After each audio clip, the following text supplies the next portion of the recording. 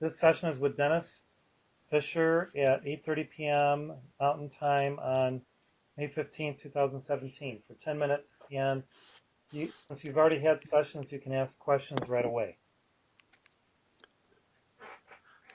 If you have, Okay. if you I have, don't have any questions. okay. Okay, I'm seeing a golden sun over you, and it has many, um, well, it's different than rays. It's like these very interesting projectiles coming from it that come out and then they go at an angle. So this is like what I'm sensing from the Holy Spirit, it's like a perpetual motion sun. And discerning what the Holy Spirit is using this for, it's um, part of you is in perpetual motion. And we think of that as like for machinery, yet our divine self in loving God and in oneness with God is in the perpetual motion of devotion, the perpetual motion of devotion to God. Now, how do we get something into perpetual motion? It's like praying unceasingly, pray without ceasing.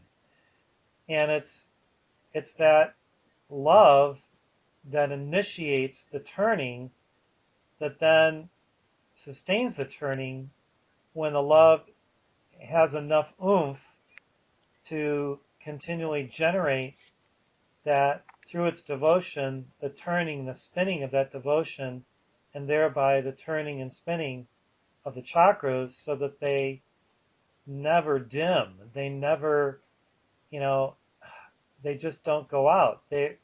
All the chakras are glowing simultaneously with a great glow.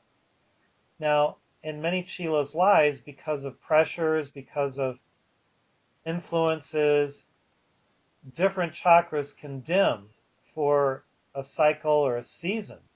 And sometimes more than one chakra can dim. So what I'm seeing, Dennis, is that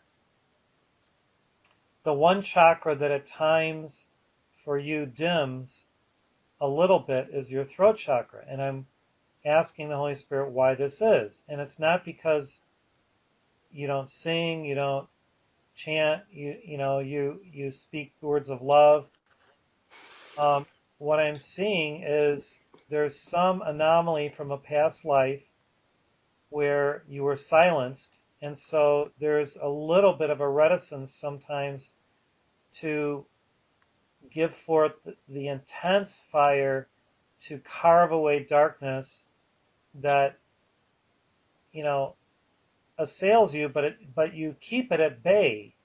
But even 20 feet or a mile away, if it's influencing your aura, that's not good because your aura is big. So as an initiate, we desire to have the turning of that sun of our presence and the devotion with such an intensity of an immensity that there is no density, attacking. There's just the immensity of the love just pervading like the sun out, 93 million miles so that it can touch a planet and give life, giving rays to that planet and all its evolutions, the plants on it, like the sun does to us. Just think of the life-giving energies of the sun that projects its love 93 million miles, and the energy of that fire and that devotion and that love gives birth to life in so many domains. So this, we know intellectually, this is our desire for our evolution, because that's in the El Moria book. Yet we have to start practicing so that as our aura expands, the devotion is so powerful that nothing can get in its way to alchemize everything, to bless everything, to burn through opposition. So if there's been an issue in the past with either rebellion or, I guess you're a Taurus, right? So there's a propensity in two different lifetimes where you kind of like left off of the the ways of the masters that they had outlined and desired to kind of do it on your own. And that's why you were born a Taurus in this life, so that you could learn through obedience, through total obedience to your divine presence, to the inner guru as well as the outer guru, uh, obedience to the path and love, so that you could overcome any obstacle, you could push through any seeming uh, test, trial that would assail you in your total victory. Now, I'm seeing the number 78. So maybe that means you've balanced 78% of your karma, which now I'm getting a nod from the Holy Spirit. So that's pretty good. It's like over 3/4. So the last 22 is a lot in the physical octave. So you've reached into the physical octave already, and to really, master all the cycles of light and darkness in the final quadrant will take a greater thrust. And this is where the power of the word is absolutely essential. In doing sometimes, instead of the love mantras and the devotional bhajans, it's doing the super fiery, either Estrellas or Michaels or something, where even for 10 minutes twice a day, if you could do it, would send the light so far out that any negativity, negative impulses would have no effect on you, your home, your relationships, your work, your service, your abundance, all that. So I guess what the Holy Spirit's saying is, 10 minutes twice a day of intense decrees, whether it's in the car or in your home or, wherever, will really accelerate that blue fire in your throat chakra so that it won't dim. Because your heart chakra is huge. The purity chakra is large. Your solar plexus is large. The seat of the soul is pretty large. Third eye is perfectly balanced, and your crown is almost, not quite as large as it could be. So the study and the power, and then the seat of the soul. Now, your soul chakra, you would think, because of who you are, would be, totally perfect and balanced, but there's just a little bit of, let's see, what's the term?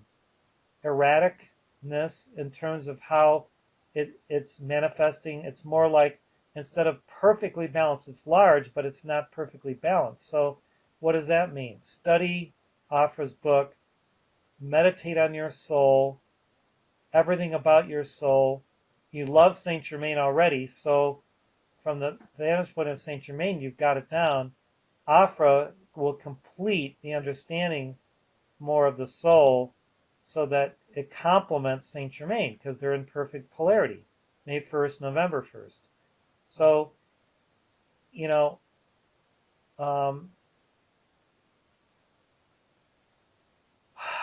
see, 78% is amazing. I'm just really happy that got revealed. I don't know if I've ever said anything to you in the past.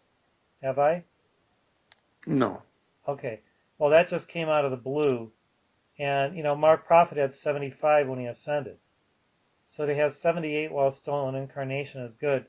You've balanced a lot since the Heart Center began by having these events at your home. And that has counted for, believe it or not, that's counted for 22%. Since you entered the Heart Center and started doing all of the work to support me personally, all the expos, the events at your home, consecrating the home, all the meditation, all the sessions, Dennis, that is 22%. That is phenomenal. So, keep up the momentum on that, and just, you know, meditate with Lanello. The Holy Spirit says to discern what else you can do to accelerate it. Because if you could be like a walking master by the time you're my age, 60, 62, where you're in the 90s or higher, that you will be able to impact a lot more on the earth. And and actually, you can even start doing some miracles. When you get to the 90, 95%, the Holy Spirit says that's when you can be entrusted to do certain miracles where, it's not going to be, serve the ego at all. It's going to be totally, to serve God. So the final blessing is this acceleration of this golden sun with these beautiful, almost like legs coming out of them that are like, they go out and then they're bent. So it's kind of like almost like a water wheel, that picks up the water and just keeps spinning. That's almost the perfect example of a, uh, one of these, uh, what do they call it? Machines that goes a perpetual motion. All it takes is the water coming, and then it just keeps going. So the water is the devotion. The water is the love, is the devotion, and you have that. So you've actually got a momentum on um, this matrix of the perpetual motion, and it's just a matter of not letting the throat chakra go, dim a little bit, and then balancing the seat of the soul, and then the crown through a little bit more study. Um, you've got the meditation part, but the study, you can go a little deeper in your study. So that's pretty much it. It's been 12 minutes. Well, thank you, David. It's all right on.